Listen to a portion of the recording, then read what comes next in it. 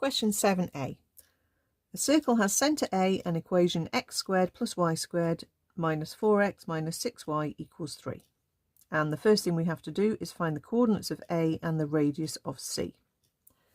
So we need to complete the square and do that for the x squared with the x term and the y squared with the y term. So we're looking at our x squared and our minus 4x to start with, and we're going to rewrite that.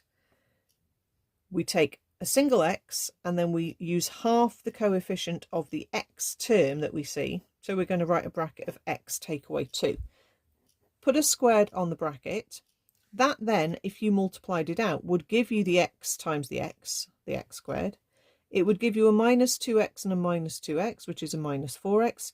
It also gives you a minus 2 inside a minus 2, which is a plus 4 that you don't want. So you must then subtract that. So the equivalent of the two terms I underlined there, we can write as x minus 2 all squared take away 4.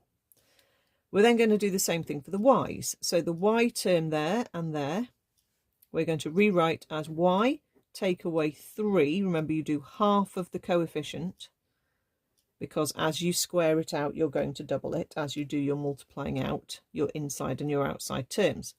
So writing y minus 3 squared generates a y squared, a minus 3y, a minus 3y, giving me a minus 6y, but it also gives me a plus 9 I didn't want, so I'm going to take away 9.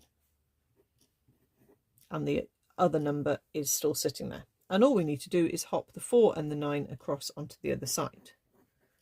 So we've got x take away 2 all squared plus y take away 3 all squared is equal to 16. That's not always a square number, but it's quite likely going to be. Okay, make sure you have a plus between the brackets. Make sure you remember your squared symbols. The actual centre then is the coordinates, but with the signs changed. Okay, your x minus 2 gives you an x coordinate of 2. Y minus 3 would give you a y coordinate of 3. Okay, so if you saw a plus in these brackets, you'd have a minus on the coordinate. Okay, it has to be the opposite signs. The radius is the square root of this number on the end. So that is 4. Because remember, the idea is that you've got the pattern of the equation of a circle, the general pattern for it is x minus a squared and y minus b squared equals r squared when your centre is a comma b and your radius is r.